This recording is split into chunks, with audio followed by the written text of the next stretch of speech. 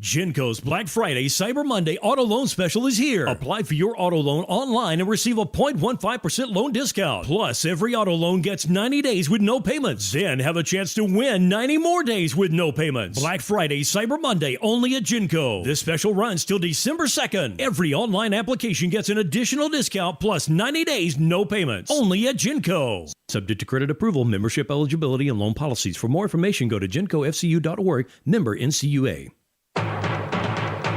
This month, Allen Samuelson Waco is having the Black Friday sales event. You can save big on the new 2022 Ram 1500 Crew Cab with total values up to $4,250 with 2.9% for 72 months. That's right, plus an extra $500 bonus cash to first responders and no payments until January 2023. Shop an award-winning dealership with award-winning product. Allen Samuelson Waco, the place to shop Ram trucks. Come by. Let's be friends. Baylor Scott and White, Southwest Sports Medicine and Orthopedics, the team physicians for Baylor Athletics, diagnosing and treating all sports-related injuries, including concussions. These specialists also provide orthopedic services for athletes and non-athletes alike, whether it's knee or shoulder pain, hand or wrist injuries, orthopedic spine care, and even an arthritis and total joint clinic. Trust the doctors Baylor Athletics trusts. Baylor Scott and White, Southwest Sports Medicine and Orthopedics wants to get you back in the game. At Ideal MRI, we feel blessed to be part of the Waco community. We're a small family business here in Central Texas. At times like this, the cost of healthcare has never been more important. And unfortunately, significant illnesses and injuries still occur. And that's why Ideal MRI is open and here to serve you through this difficult time. So if you need an MRI, ask your doctor about Ideal MRI. You can schedule online in minutes at idealmri.com or call 833-IDEAL-MRI.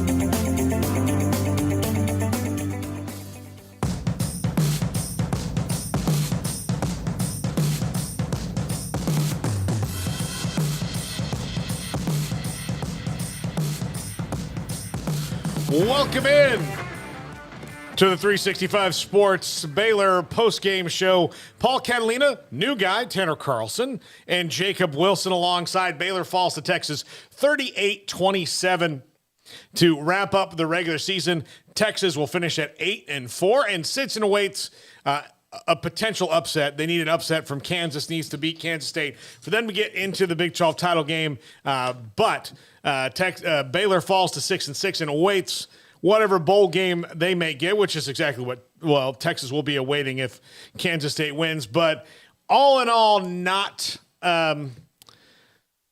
this is about what Baylor was, Jacob, all year, right? Yep. Like this was, they were good enough to win almost.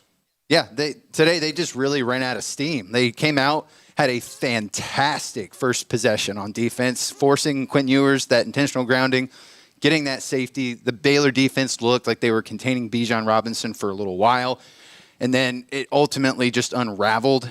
They did a great job of controlling the clock and time possession in the first half. They almost tripled the amount of plays that Texas ran, but ultimately it's just, this team, it putters out. They find a way to make a mistake that is super costly no matter what other statistics they lead. And, it's just been very indicative of the season that they've had. Give us your thoughts, 254-339-1122. Call us, text us on the text line as well. I actually got a call coming in from the 903, and we'll get to that in just a second. But Tanner, look, Texas very, very well. Yeah. You know the Longhorns very well. This was a game early on that looked like the Longhorns are kind of what they were doing, at times in the season where they just were not that committed to whatever they were doing, especially on offense, and making mistakes. It was very reminiscent that first half to what we saw against TCU, right? It just couldn't establish the running game. Quinn Ewers looked a little off, not on the same page with the wide receivers, and the defense was doing enough to keep them in the game, but just the adjustments that needed to be made, like Jacob Wilson was just saying, in terms of almost tripled the amount of plays ran. The time of possession was heavily in favor of Baylor. Texas just couldn't get anything rhythmically going on offense, and it just looked like a game that Baylor was going to essentially take over in the second half and kind of enforce their will and just wear out the defense over time. However, Texas made the adjustment, and it almost was like the two teams just reversed roles, and Texas was the team that dominated on offense and controlled the clock, controlled the time of possession, established the running game, and that's, I think, ultimately what lifted them above those adversities that they faced in the first half. Yeah, let's get right into it with the calls, guys. Marshall Burns. Marshall, I see on the little tease here that they give me on the phone program, A little screener. the little screener, that the passing game was the bee in your bonnet today, and probably should have been in a lot of different regards. Give me your opinion on it, and then I'll give you what I think, and we'll go around the horn. But Marshall Burns, thanks for your call. Yes, okay. Yeah, I mean, not necessarily just this game, but, I anticipated more of this season. I figured, okay, well, if we're going to let Gary Bohannon go, it's because we have a superior quarterback in Blake Shapen, passing-wise. We never thought Blake Shapen would be a better runner than Gary Bohannon. I anticipated a better passing attack this entire season, and it was there sporadically. We've had some really good games passing-wise, but I know maybe part of that is a brand new wide receiver core, very young and experienced. But I didn't feel like I saw a good progression throughout the year. Yeah, Marshall, I agree with you. I think that's one of the things they're going to really have to work on over this bowl season and into next year. What I think the biggest issue is that, yes, Blake Shapen has a lot of room to grow. And there are times where he misjudges what kind of mustard should be on the ball. And then you have the interceptions that happen, the throws that hang up in the air, but he has the arm strength to do it. I mean, he's got a cannon, and he trusts his arm a lot of times. I just think he doesn't know what to do with it at all times. The other thing is, and this is not his fault, they've got to coach those receivers that the ball doesn't have to be exactly where you want it to be to go get it. They need to go get it. Look, Jalen Ellis had the big touchdown, and that's huge for him, considering that he's been absent and well behind schedule when it comes to when he should have been contributing to this team, at least what the plan was. That was huge for him. But the first one that hung up in the air, yes, Texas made a good defensive play on it, but he also waited for it. Why Texas won in that play was they went to play the ball, and you waited for it. Ben Sims, a senior tight end. The most reliable pass-catching target that they have, mind you. Yeah. Let one just hang up in the air and didn't go get it. Yeah, they teach you in Pop Warner. Let it go get it and don't let it come to the body. Go get it with your hands. Don't let it come to the body. And it's kind of, you wonder why Jalen Ellis hasn't been playing much this year. And he did make a great play to his credit. And I thought it was a great play call because was Texas expecting him to be that wide open down the field? Absolutely not. And he did it twice, one of which he actually made the play on. But the other one, yes, Blake could have put some more juice on that throw. But ultimately, there's a reason why you see NFL receivers who you can just lob up a pass to them and they can come down to it. Those guys, they don't let it come down to the body. They go up and get it. And Jalen Ellis didn't do it on the first time, but that is far from the reason Baylor lost this game. I think a big part of it was that Baylor was the aggressor in the first half, it felt like. It felt like Baylor came out ready to go, and they were making plays down the field, taking shots down the field. Even if it wasn't completed, even if the receivers weren't going up and get it, they were taking the aggressive approach and taking those shots down the field. You finish the game, Shapen finishes the game with averaging each completion 5 yards per completion. That's not attacking down the field. That's taking very conservative, taking what the defense gives you, and sometimes that works. But if you're working from behind, if you're working against the clock, you've got to be more aggressive. Yeah, they absolutely do. Marshall, thoughts on what we said? Okay, am I back on the line with you? Yeah, I got you. Okay, I think I got hung up on. So from what I hear, I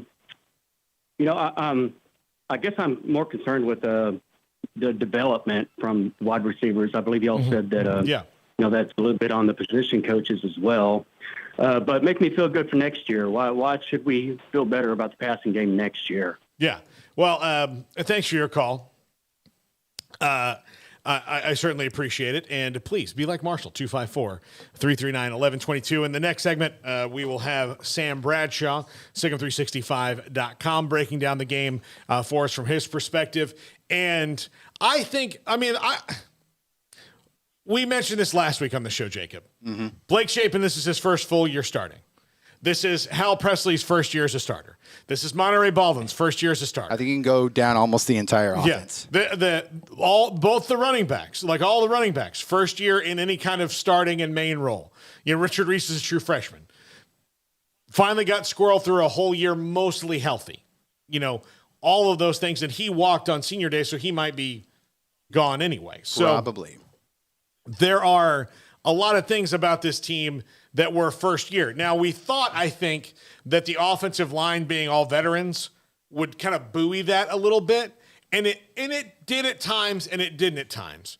And there are just developmental things that need to happen, and there needs to be. Scotty B on the text line says this: not an ideal way to finish the regular season. The QB competition during spring needs to occur. At least Baylor has a longer bowl streak than Texas A&M at the current time. So I like the dig at Texas A&M, just randomly thrown in there. I like that a lot. They have nothing to do with this game, and yet they do have a lot to do with this game. Yeah. I to your guys' point in terms of the youth, and it's not even so much youth as much as it is inexperience and just not being out there for a full season and the grind of a season and the adjustments that teams make as they get and accumulate more and more tape on your offense and what it is that you like to do. We've seen this offense, we've seen this scheme, we've seen Aranda's approach work just a season ago. I don't think you're hitting the panic button. What's your take overall on the season now that it's wrapped up, regular season? Aranda going from Big 12 champions to 6-6. What's the approach? What's the feeling like? I think that this is he's his third year as a head coach, by the way, for Aranda. So there are things that are still gelling and changing, and this is a different team than it was last year. They lost.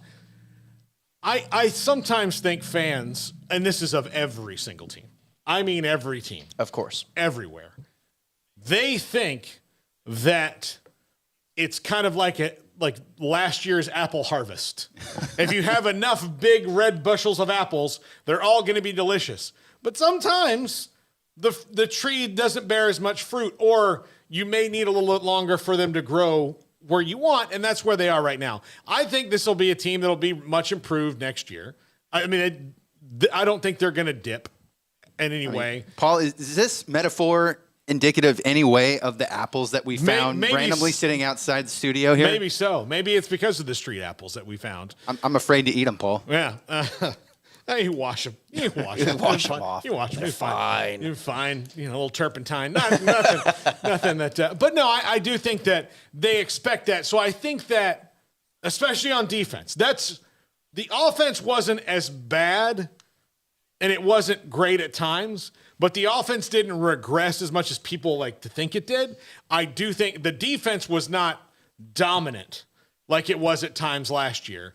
And why people were expecting it to be when Jalen Petrie, a top 5 all-time Baylor defensive player, yes, maybe a top 2 all-time Baylor defensive player, and I'll let people argue about that in the chat and online. But you lose Jalen Petrie, okay, that's not just the only turnovers you lost and big playmakers. You lost Terrell Bernard, who was just at the heart and soul of the middle of that defense. And then you lost JT Woods, who was Johnny on the spot for every turnover you could possibly imagine.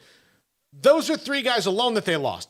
I'm not even mentioning the other guys they lost to the draft. Tyquan Thornton on the other side of the ball took forever, and they never really replaced him. Monterey Baldwin is on the ascent to do that, but they did not replace Tyquan Thornton. You can't just expect all of a sudden everybody's going to be as good as the guys you lost. That is true for everyone. And I'll give you the best example this year.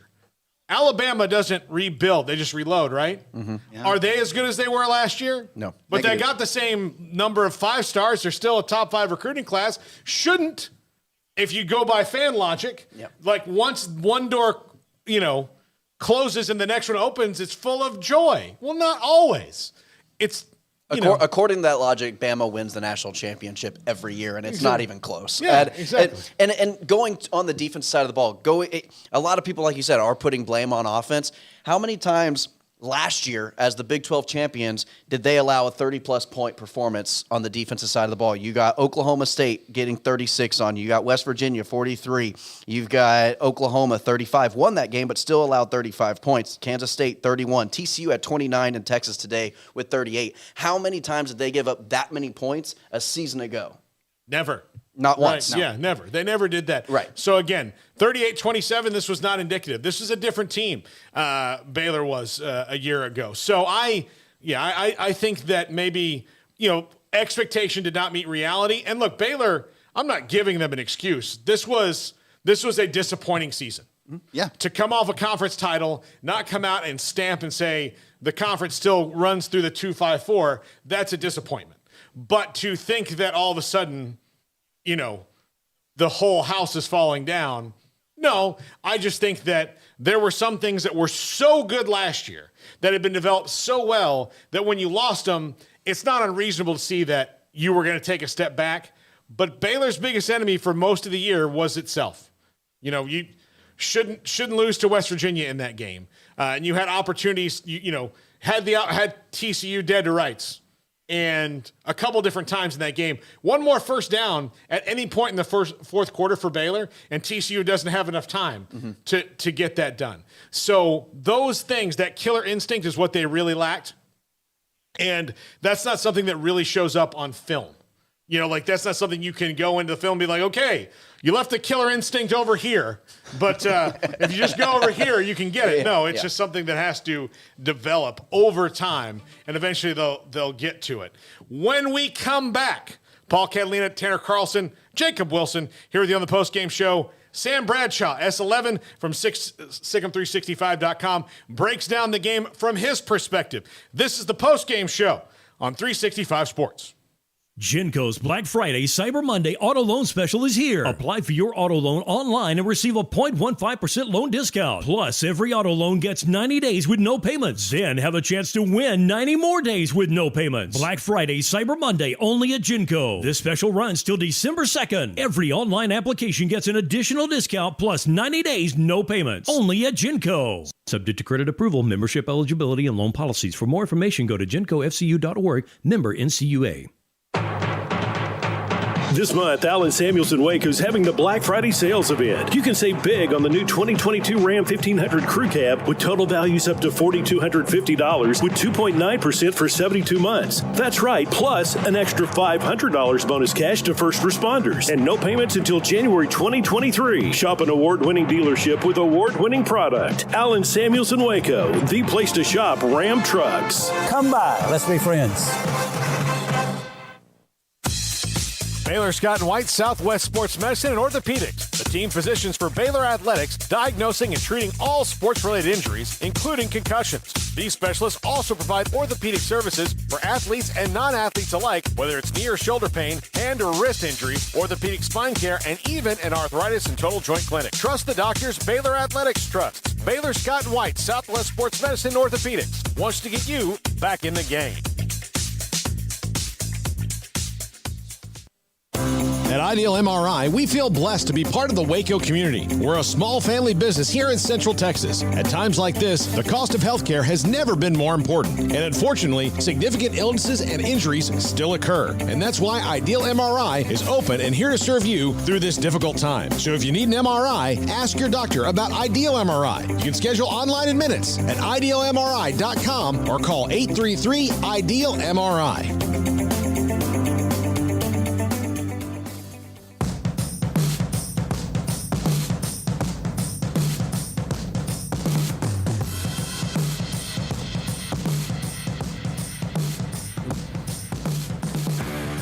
Welcome back to the Baylor Postgame Show. Paul Catalina, Tanner Carlson, and Jacob Wilson. Sam Bradshaw, SicEm365.com, joins us now after Baylor's 38-27 loss to Texas. And Sam, outside of the Kansas State game, which, the way it played out was a total outlier, the other and the first game of the season, the other 10 games of the year really played out the same every time, even the wins and the losses, because that's kind of how this Baylor team was or is as they have one more game left. Right. Today was another frustrating game where you felt like Baylor could have potentially taken this one had they been able to make a few plays when they had an opportunity to build a lead, make Texas play from behind. And they could have stolen this one, but they didn't make those plays and they didn't do it. I do think, especially given the run game defense issues down the stretch, it would have been an upset had they been able to pull it off. This is a different feel than I got from the other 4 close losses they had this year, where you really felt like Baylor should have won those. I do think the way they matched up to Texas today, especially without Matt Jones at linebacker, I think it's something where Texas is probably going to win more out of 10 against these guys. But you had an opportunity to take that from them early. You had a couple opportunities to take it from them, and you just didn't get it done. Yeah, so, Sam, fundamentally during the game, there were a couple of different things that I mentioned in the last segment. Like the receiver's still not kind of going up to get the ball, but Blake Shapen in that time is also hanging the ball out there. Those are some of the things that got to get better in the offseason. What do you see else that kind of crept up and got them today? The word I would say is disjointed. For long stretches of that game, that run game was able to control drives, extend drives. They weren't lighting it up on the stat sheet, but they just were frustrating for the defense on the Texas side. Just 3 yards here, 4 yards there, 2 yards here. And combined with Baylor's ability to go for it and convert on 4th down, they were able to put together some really extended drives. And then they would have a drop, or Blake would miss someone, or Richard Reese would open up the wrong way on a run play. And they'd have a busted play that would kill a drive. And you just had a litany of mistakes that added up. Blake misses a couple wide open throws downfield. This game could have been over early. It's just left and right. You had a lot of mistakes, but by the same token, Texas made a lot of plays to get back into this, particularly on the ground. Baylor shut that running game down for the most part in the first half. But as the second half wore on, especially after the fumble, I think they had like 11 straight carries or something similar for over 100 yards to get a couple scores. And you're not going to beat anybody if you let them hand off left, hand off right on you. Yeah, talking about Dave Aranda's, his tenure here at Baylor so far, you've got his first season. Obviously, that was a rebuilding year. That was a weird COVID 2020 type season. And then you come back, you reload and completely do a 180 turnaround, win the Big 12 title. And now this year, bowl eligible, middle of the road, you end 500. What's your overall feel about Dave Aranda, his coaching staff, how they prepared for this season, and what you think that they are going to do? What are some things they're going to bring from this team going into next season? Well, I think Aranda is definitely going to take a lot of lessons out of this year. He's a first-time head coach. There's definitely a lot of things he's going to be analyzing off of his approach, off of how he's handling the guys' mentality. But also, how do you handle the locker room? How do you scheme certain things is certainly going to be chief among them. And, they probably will need a lot of help in the transfer portal, just plugging a few holes here and there. And they probably could have benefited from a couple this offseason, but you never know exactly how the season's going to shake out. If you talk to people back in August, they would have assumed you would have had Tay McWilliams all year. They would have assumed a number of things that didn't come to pass. And, if a guy's playing with a nagging injury at a couple key spots, that can also add up. Baylor played most of this year with their running back room relying on the 3rd and 4th string running backs going into the year. You're going to have injuries, and they definitely hit a lot harder this year than they did last. I do think this team has the talent to be much better than its record, but I also feel like last year they got a pretty good record despite having the ability to potentially have dropped games like Iowa State and not made the run they went on. So, I think Aranda's still building his program. It's going to be a little bit of, I think talent-wise, they're probably going to have a down year next year. but I think the year after that, they'll have an opportunity to make another run. Sam, Baylor was 5 of 18 on third down today, 4 of 5 on fourth down. They've been really aggressive on fourth down all season long. But part of that has been their third down efficiency. What does Baylor need to do to find themselves in better positions to not, be in a position of third and long, or how to just not have to face those critical situations? Because while they've been pretty successful with their aggression on fourth down with what analytics tells them, it seems like it's more of a consequence of not being in a good position on third down. Would you say that's right? Well, with Baylor's approach, you're going to have a little bit of 6 of one, half a dozen the other, because they're so comfortable going forward on fourth down. They're not going to put themselves in situations where they could get a huge negative play on third down. And just doing the math off the top of my head there, you said they were 5 of 13 on third down, and they converted 4 on 5 of how many? 5 of 18, yeah. Okay. So that ends up being about 50% when you look at third and fourth down conversions of your third down attempts.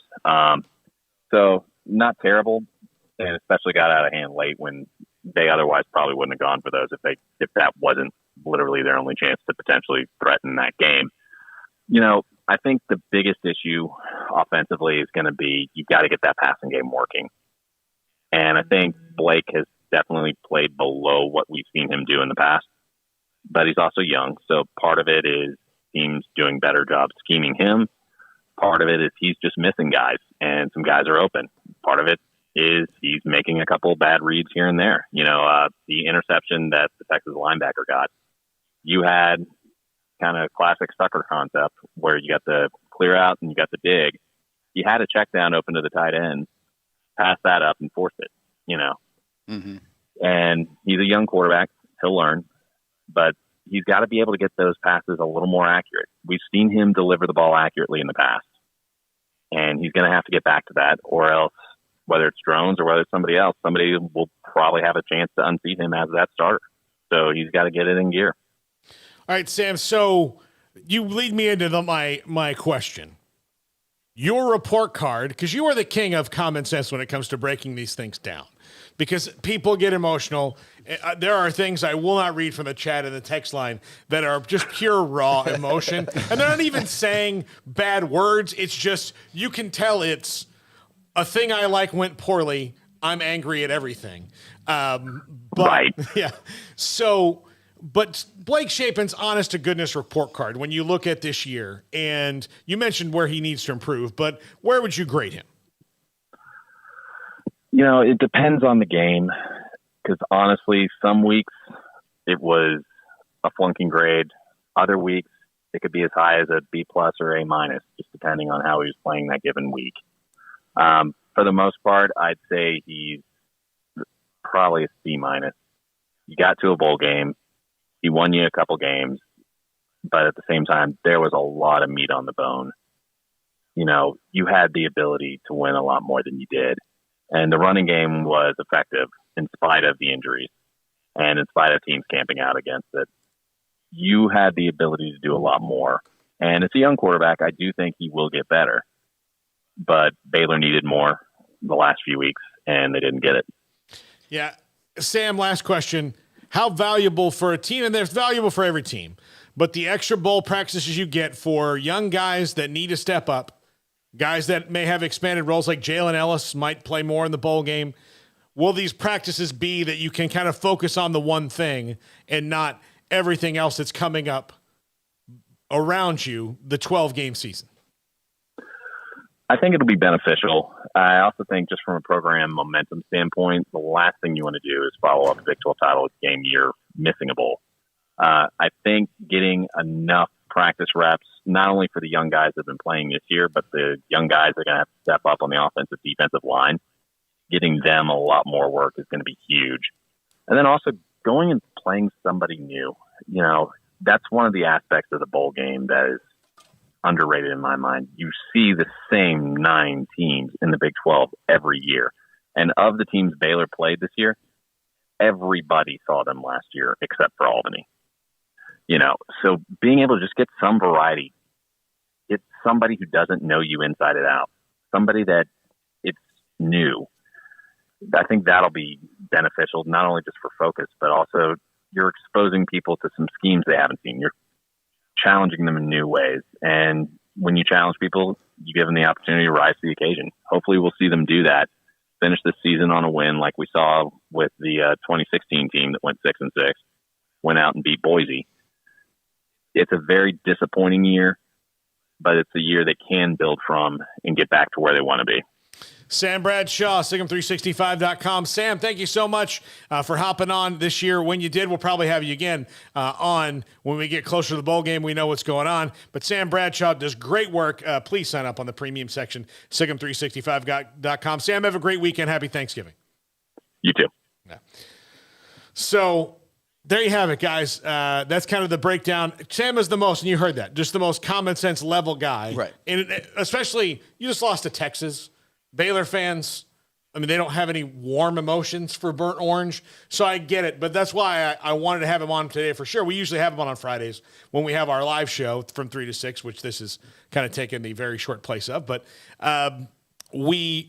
I just wanted to hear his perspective on it. When we come back, we've got another call. We got to get in the chat room. We've got more to talk about Baylor and Texas. And good God, Bijan Robinson, everybody in the Big 12, I know he's got a bunch of money already from his NIL deal, but all the other 9 teams need to get him a nice gift basket or something on the way out. Like, hey, don't think about coming back with your eligibility. The college is for losers. Go to the NFL. Go to the NFL. Yeah, go to the NFL. They've got money in the NFL Yeah, too. they've got plenty of way money. more. Way more. Especially for first rounders. They got exactly. Plenty. So, but Bijan Robinson was a monster today. This is the postgame show. 38-27, Texas beats Baylor. Paul Catalina, Tanner Carlson, Jacob Wilson, back after this. Parenting is full of surprises. You never know what to expect. So after our son was born, I called my Texas Farm Bureau insurance agent to set up a life insurance policy in case something happened to me. Sawyer is now 2. And we'll soon have a sister. There's no one else I would trust with protecting my family. Stop by and see our agents at one of our 3 McLennan County locations. Coverage and discounts are subject to qualifications and policy terms and may vary by situation. Did you know that Waco Regional Tennis and Fitness is a partner of the City of Waco? Did you know that we are open to the public? Waco Regional Tennis and Fitness offers day passes to the public for only $10 a day, and we offer money-saving memberships. Waco Regional Tennis and Fitness offers over 40 group exercise classes each week, including bar, yoga, boot camp, indoor cycling, and more. There are free weights, weight machines, TRX, rowing machines, stationary bikes, new treadmills, elliptical machines, and much more on the spacious weight room floor. Personal training available where you can be encouraged to grow. Sauna, whirlpool, tanning bed and kids club. 17 tennis courts, 8 pickleball courts, youth and adult tennis and pickleball lessons. Waco's premier experience where you can help your mind, body, and soul. Visit our website at wacotennis.com. Call us at 254-753-7675 or visit us next to Hawaiian Falls on Lakeshore Drive in Waco.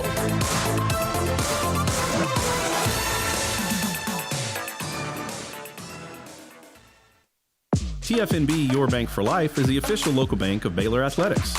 Find out why more Central Texas are making TFNB their bank for life. Sign up for our Edge checking and savings accounts to earn interest or cash back. With 5 convenient locations and an award-winning mobile app, banking has never been easier. TFNB Your Bank for Life.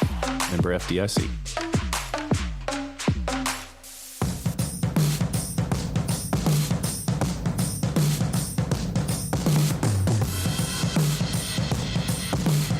Welcome back to the 365 Sports Baylor postgame show. If you're watching this later on the CW, thank you for tuning in.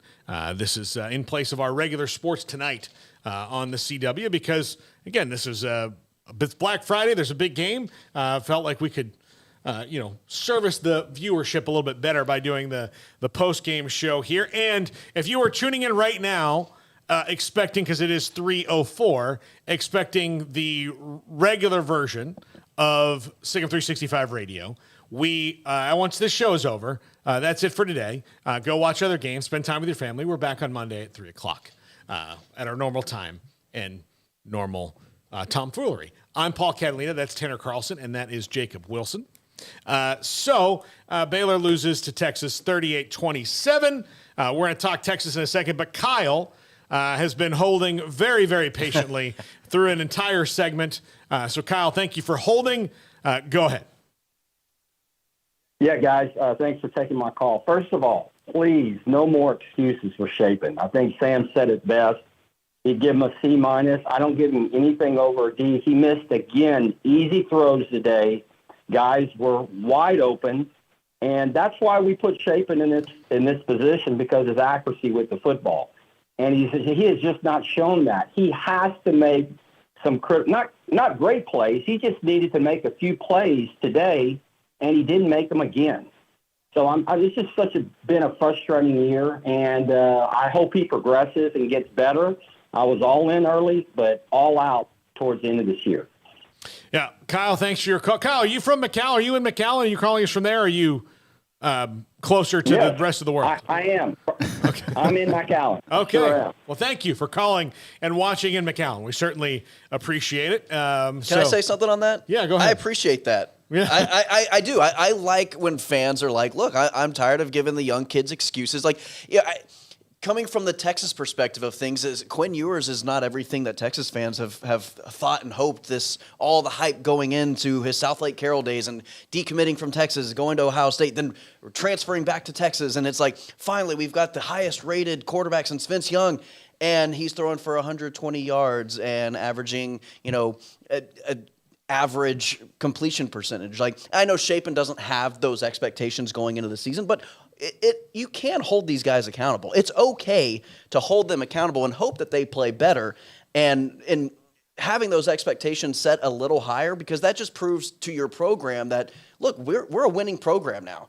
Mediocrity is not something that we are going to accept or be okay with once we've kind of tasted the glimpse of a conference title and a New Year's Six game and those sorts of things. Yeah, we want to reload. We don't want to take steps back. So I can appreciate that. It's a little frustrating, and maybe his opinion will change a little bit after the loss wears off a little bit, and come next week he'll say, okay, Shapen wasn't as bad as we think we was. He'll come back next year. He'll be better. But that's just I can appreciate that. Yeah, there's no higher high than being a successful college quarterback, and no lower low than being one that disappoints or underwhelms.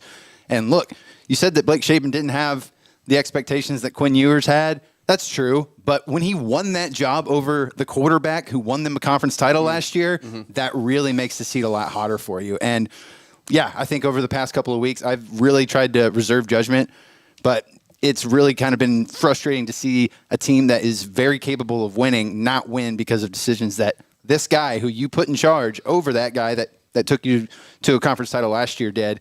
And I think Baylor fans are within their right to be frustrated, but at the same time, he's young, like we've said. He's got room to grow. And if you're frustrated with him now, there's going to be a competition for the job next year. Yeah. Here's what I do think, though, that this makes it even more confusing. Even in hindsight, do I think it was the right decision to keep Blake Shapen over Gary Bohannon? Yes. Yeah. Absolutely. 100%. Did that decision work out how they thought it was going to? No, it did not. Does that so that doesn't mean you should have kept Gary Bohannon, because I think we saw how the teams were figuring out Gary Bohannon towards the end of the year. And I said it at the bowl game. He played very poorly against Ole Miss in the Sugar Bowl. I remember walking out and grabbing somebody going, I've never seen a team win the Sugar Bowl while their quarterback played his way to a different position. That's kind of what he right. I almost would have been like, you are a wide receiver now. Thank you for, all the work there. But because that's how bad he had played, and he wasn't playing well. He had not, he played really well early in the season, and then it kind of started to dip. We got to see a little bit of Blake Shapen. So, okay, you see what potential he has, but he did not come close to meeting it week in and week out. And that was the consistency they lacked.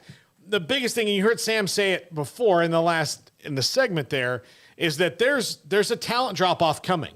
Right. On the offensive line, particularly. Oh, definitely. Because Jacob Gall is gone. Connor Galvin is gone. Khalil Keith is gone. Grant Miller is gone. Yeah, I was watching those guys walk on senior day. I was like, starting offensive lineman, starting offensive lineman, starting offensive lineman. Uh-oh.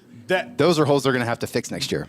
Where Baylor on both sides of the ball did not take advantage of their of their position was the hardest thing to find in college sports, anywhere, any sport, are functional linemen that can grow and dominate. Yeah. Ask the Texas Longhorns. It's been a long time. Right. I mean, all you have to do is go back and look at the draft. Yeah. Right. I mean, look at the guys that were drafted under the Mac Brown era from the even, you're looking at Major Applewhite to the end of Colt McCoy's era at Texas. Look at the amount of drafted offensive linemen that came from that regime. And then now from Charlie Strong even to Sark, I think, 2 offensive linemen have been drafted, not even first round. That's not first couple of days. That's overall. And it's been like 2 or 3 guys. And I'm not just talking about offense. I'm talking about defense. Like, when you look at the teams who win the national title, you know what Dabo Swinney did in the ACC that he completely ripped away from Jimbo Fisher and FSU was the offensive and defensive linemen that they just used to roll in the door. You look at what Clemson's done. Mm-hmm. The national championship year, they had 3 first-round draft picks and 1 very early second on the defensive line. Right. Those guys are all, to varying degrees of studs, but they were all studs in college. You need that. Baylor had 4 returning starters in the offensive line. They had Apu Ika, who is gone. The last regular season game, you'll see Apu. They brought in Jackson Player from Tulsa, who, this is his last year. TJ Franklin, they have all these veterans along the defensive line. Didn't happen. It just was not until the end of the season. We didn't really see them make waves. Now they had a great day at spurts today, rushing the passer, but which leads me to my next thing, and we'll get to that. But they did not capitalize this year on having returning starters. Right. On both sides of the ball, and that really, really hurt them. Really hurt them week in and week out. And look, there are games where the offensive line played really well, especially down the stretch. Yeah. That it wasn't nothing matched. There was no. They just were not harmonious on both sides of the ball in any given game, and that's I think where Baylor will kick themselves looking back, because it is hard to find those guys. Those are the most heavily sought after guys. Yeah. And here's my thing. Sorry, Jake, I didn't mean to cut you off. But in terms of just this game in particular against the Texas offensive line, yeah, you did see spurts of dominance in the pass rush. But this Texas offensive line is very inexperienced. I think out of the 5 starters, they have a total of 30 starts combined together. Very young sophomores, freshmen, and they've got a new kind of class coming in terms of the offensive line, and so your experience should be dominating that aspect of it. But then you look at the running stats, and Texas ran for over 200 yards and 5 rushing touchdowns today against that same defensive line that you're talking about that has all that experience. There comes that disappointment. Well, and they did that. Yeah, I was actually going to ask Tanner a question because he's our Texas guy. And look, Baylor has held Bijan Robinson in check every time that they have seen him. Today, that was not the case. Was that everything that we just talked about, or is Bijan Robinson just that darn good? I think Bijan is just that good. I don't know if there's a team in the entire country right now. Maybe Georgia could dominate the offensive line enough to just completely shut them down. I'm just not sure there is a defensive assigned team, again, maybe outside of Georgia, Ohio State, maybe, that Bijan wouldn't have over 100 yards and a couple touchdowns against. Michigan, too. I think those top 3, I think he would have. But look, he didn't do anything against TCU. Yeah. But they stopped giving him the ball. He got 12 carries. That was where, and look, if you want to tell me where I think Steve Sarkisian will look back on this season and go, ooh, this could have been a little bit better. 8-4 is a jump. From 5 and 7, from 5 and 7, that's huge, a jump. Huge. If you make the same jump next year, that's 11-1. Okay, that's a great. And for anyone who, despite where Texas is next year, whether that's Big 12, SEC, they're going to be the Big 12 for the next 2 years. But yeah. But the thing is with Texas, if they're 11-1, despite being in the Big 12, that's a college playoff team. Yeah. A one-loss Texas team, if that one loss doesn't come in the Big 12 title game. If they win the Big 12 and they're a one-loss Texas team, that is a college football playoff team. Yeah. Well, I think that should be the case this year anyway. But, it's not going to, because the way it's going to fall. Right. For TCU, if they lost either of the next 2, they're going to be out. But I think that should have been the case, Look, if TCU had lost to Kansas State a few weeks ago or to Baylor last week and then gone off and won the title, I still would have been like, well, that's still one of the 4 best teams. Everybody else gets a mulligan. Why shouldn't they? But Texas against Oklahoma State in particular, especially in that windy day, throwing the ball as much as they did and letting Oklahoma State get back in that thing, and against, well, TCU shut them down, but against Oklahoma State in particular, and that one is going to haunt them. And then playing just smarter against Texas Tech. Yeah. You can and you can put the fumble on Bijan all you want, but no, they should have played a little smarter in that game. They didn't have Ewers, they had Hudson Card, but he played okay. Yeah. They just needed smarter things in that game. We'll take a break right here, come back, wrap it up in the last segment, give our thoughts on the season, on what lies ahead for potentially Texas and for Baylor. This is the Baylor postgame show here on 365 Sports and the CW channel. Texas 38, Baylor 27. Back in a moment. Hey, this is Bryce Petty, former starting quarterback and 2-time Big 12 champion, and I know firsthand the importance of being in top shape both on and off the field. So listen up, men. If you're feeling beat down day in and day out and looking for that high-performance edge that separates the men from the boys, then look no further than the Petty Clinic Low T in Waco. Petty Clinic is a comprehensive men's healthcare clinic with an atmosphere catering to men. Board-certified Dr. Kent Petty has a special interest in offering the highest quality medical care to men of all ages. Some of the services offered include screening and treatment for low testosterone or thyroid, infertility, high blood pressure, diabetes, high cholesterol, sleep apnea, while offering comprehensive wellness exams and complete men's health lab panels. High performance men, remember, it's not just a Petty thing. This is Bryce Petty, encouraging you to reach out and Google search Petty Clinic Low T or go to pettycliniclowt.com and get your complimentary lab screening today. Stepping into a new pair of boots is great, but stepping into the boots of a U.S. Army officer can also add confidence and leadership skills to your son or daughter's career path. There are more than 150 occupational specialties to help them find the best fit for their future. See all the things your son or daughter can achieve in our boots at GoArmy.com. U.S. Army Waco Recruiting Company, 254-598-8131 or 254-776-1543. Three Nations Brewing Company has 16 different beers on draft with a new beer every Friday. It also offers 2 air-conditioned tap rooms, a large indoor beer hall, a second-floor mezzanine offering a great overview of the brewing company and equipment and patio where you can relax under the shade. Plus, you can now experience the new Three Nations Beer Garden Grill on our shaded patio. Grab a cold beer and enjoy a bite from our freshly prepared and delicious menu. Street tacos, quesadillas, freshly cooked burgers and dogs, and veggie burgers too. Nachos and so much more, all prepared and cooked on site. So come visit the award-winning Three Nations Brewing Company on East Vandergrift off I-35 in Carrollton.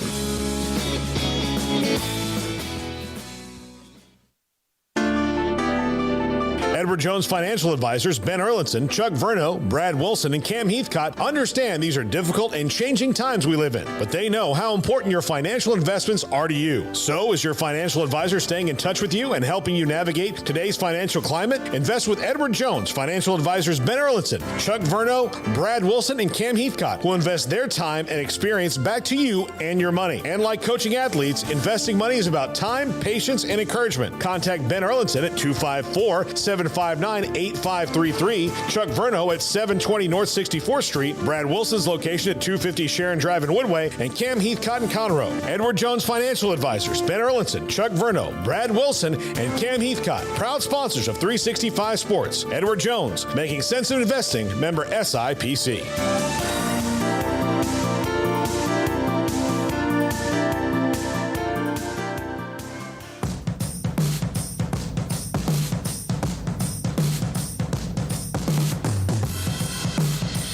Wrapping it up here on the postgame show. Baylor falls to Texas 38-27. Paul Catalina, Tanner Carlson, and Jacob Wilson is over across the way. You can't see him now, but you will in a second when he talks and says something. So I'm not lying to you if you just tuned in. There's a third guy over there. All I got to do is press a button, and I'm looking both of these guys in the eye right now. Yeah, so there you go. We're all here. He's there. Final thoughts wrapping up this season for Baylor. And for all intents and purposes, Texas. Let's just do this segment like Kansas State's going to win that game tomorrow. Yeah. which I think we're all kind of expecting, which right? Texas could wind up in the Big 12 championship game, and then, I'll bet like those two teams playing again after the game that they played a couple weeks ago, all bets are off on how Texas will approach that the second time around, because TCU had their number completely. Now, they didn't score a lot of points, but didn't need to. And you want to be in a position at any point in the season to control your own destiny. And Texas had that opportunity after beating K-State. You had to beat K-State, had to beat TCU, had to beat Baylor. Then you're in the Big 12 championship. So you have control of your own destiny. You just had to win out. Yeah. You failed to do that, and now you're relying on a team to lose a game which they are heavily favored and will probably win. Well, and look, I think Kansas will put up – I think that'll be a really good game, Kansas and Kansas State tomorrow for the most part. But Kansas' biggest weakness is stopping the run, and Kansas State's biggest strength is running the ball. They've got a little guy named Deuce Vaughn. I don't know if you heard of him. Yeah. He is a little guy, but he makes a big impact. Yes, he does. So, but wrapping up the season to look ahead for Baylor right now, they've got a bowl game, Liberty, guaranteed rate, Texas Bowl probably. I don't see that Cheez-It Bowl happening. I don't know. Like, these things could get weird. Again, if Kansas State loses and Texas gets in the Big 12 title game and wins, then you start a chain reaction of, Texas is in the Sugar Bowl and TCU is in a New Year's Six. And Paul, if TCU loses to anybody, no matter what, that really is the biggest backbreaker of what changes for the Big 12 teams going to their bowls. Yeah, so the dominoes that could fall there. But Baylor is going to be in a bowl game, upper, lower middle tier bowl game. Right. At 6-6, whatever that is. And going forward, look, they've got a big-time quarterback recruit coming in Officer Novosad. That is probably going to draw some talent. So now it's signing day 3 weeks from now or so, a little bit more than 3 weeks, but less than a month. And you move ahead. Does Jeff Grimes get a head coaching job? I know that a lot of Baylor fans don't want to hear me say that, but I don't. I'm telling you right now, scheme was not the problem for Baylor. It was execution for the most part, which again is somewhat on the coaches, but execution, like you said, it's okay to criticize. Execution's on the players. Right. And this comes at every sport, and it comes with every position, but football seems to get more attention than most. But it's like, when we like a player, when we are a fan of a player, and that player tends to mess up or somebody else messes up, then the blame goes on the coaches. It's like, well, if you would coach ball security, no, it's not the coach's fault that the player fumbled on a huge third down conversion. Coaches can preach ball security, they can preach penalties, but it's at the end of the day, that execution falls on the players not to hold, not to commit false starts, not to do those things. Now, if they are not held accountable, that then falls on the coaching staff. Yeah, it does. And so I do think Jeff Grimes is going to be up for a couple of jobs. I don't know if he'll get them. And look, he has the ability. He'll be back and he can stay and do it and get those, another job, maybe better again. But I think that Auburn, he certainly would be a candidate for, maybe not like high up on the list. I think that Colorado and Arizona State would be wise to consider him. Although I do think Colorado needs a guy who is an established head coach to me, because they've got a longer buildup. Urban Meyer.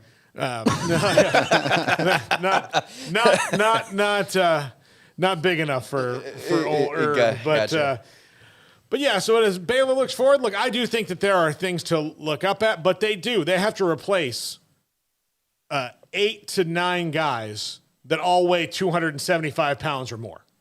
And that is a big, daunting task. I think you saw the secondary grow a lot. Al Walcott, when his hand was finally out of the cast, played like Al Walcott. I think he maybe moves back out to corner. A.J. McCarty, Devin Lanier played really well. The running backs, Jacob, I will say this. The guy who improved the most on the team from game 1 to game 12, Quaylon Jones.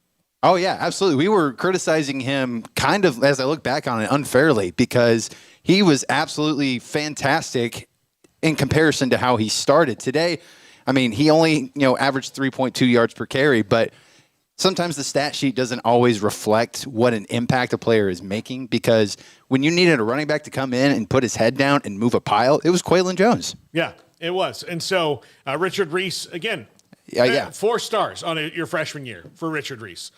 So they'll have Tay McWilliams back next year. You would hope and think. He was out from the BYU game on this year. So they've got a lot of talent coming back at the skill positions, guys who got some experience, but they have to get better. And they did not really get in the portal that much this year. Jackson Player portal, Josh White, who did not play all that much, he didn't start. He will start eventually, I think. But Josh White, those are the 2 guys, both on defense. They, on offense in particular, have to get in the portal. Yes, they really do. If they don't want to take, I think this is if they don't get in the portal, this is probably a 6-6, 7-5 team again next year. If they do, then you can start talking about, all right, who guys fit and all that. But I do think, Tanner, this is a team that has, can be on the upswing, but they've got to get over this 3-game skid in the season. Yeah, and in terms of the portal and diving into that's got to be on your defensive line. You've got to really focus in on your front 7 because, to me, when I think Baylor football, really since post-Art Briles, and you're looking at Matt Rule, it's been that front 7. It's been the defensive line. It's been the linebackers. It's been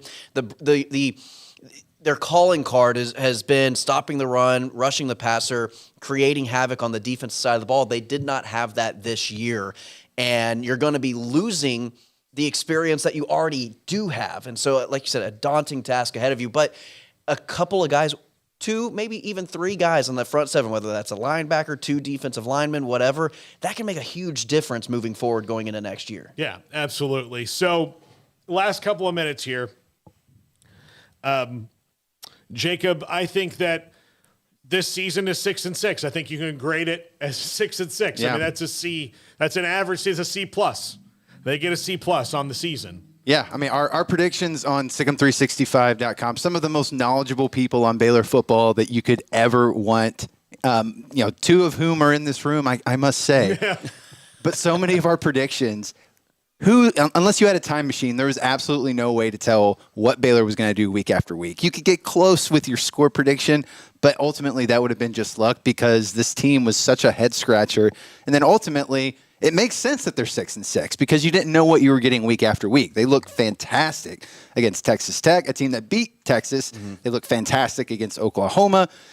And then they just, hit the wall. And it's not for, other than the Kansas State game, it wasn't for lack of effort. I think with you talking about the front 7 of Baylor in the past, if they're going to go and get somebody in the transfer portal, it's somebody that's going to bring physicality. It doesn't necessarily have to be, a first-round draft pick type of dude, but somebody who's going to bring back. Remember James Lynch? He's starting for the Minnesota Vikings now. Like he was one of those guys that just absolutely made it a nightmare to run on this Baylor defense. Yeah, absolutely. So that's what they have to build on. They've got a lot in front of them. They got a bowl game in front of them, as does Texas. And look, I'm going to give Steve Sarkisian a B+ in year 2. I think improving by 3 wins, and one of those, one little thing goes your way against Alabama.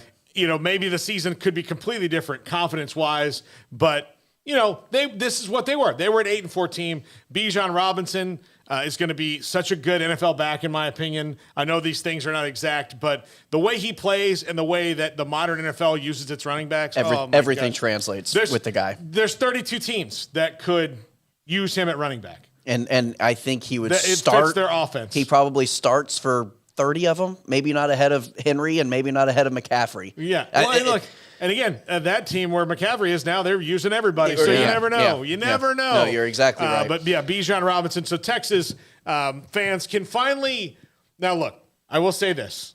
They need to take this, walk along the path. Don't just be like, okay, well, next year we're back. Don't do it. Don't do it. Just don't do it. Let it happen. And then 2 years from now, you're going to be in a different conference. Right. So you just got to let it happen. You don't walk out, plant seeds, and have a whole crop overnight. Right now, you're looking good. Yeah. There's a lot of agricultural metaphors today. I have on the show. It started with the apples. Yeah, we've never come back. Let it happen. And Baylor fans, again, find where you are, really. This season made no sense half the time. It just didn't.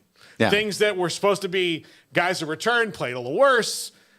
didn't get as much out of new guys. It was a weird year. It was a weird year, and they've got a bowl game coming up to improve on that. Thank you for watching whenever you did today. If you watch later online, if you watch on the CW, thank you so much. Thanks to Tanner Carlson. Thanks to Jacob Wilson. Thanks to David Smoak for wrangling the chat room today. Thank you all who called and texted, even if some of your rantings were, totally emotional and colorful. Like right after your girlfriend dumped you at the prom. Like, I know in that moment you think you're never going to love again, but there's much more of your life. You fire everybody, start the whole program all over again. Yes. That's where we're at right now. Yeah. Never go to school again ever. No. You don't want that. No. It's not a phase, Mom. Yeah, that's exactly. You'll grow out of it. Everything will be fine. Just take a deep breath. Enjoy your Thanksgiving weekend, everybody. I hope you had a great Thursday. I hope you're going to have an even better Friday. I am off to take care of something I need to do, which is get my beloved alma mater a dub tonight. So people who watch the show will know that. I'm going to leave that as the only inside comment for the rest of the night. But thanks to Jacob. Thanks to Tanner. Have a great night, everybody.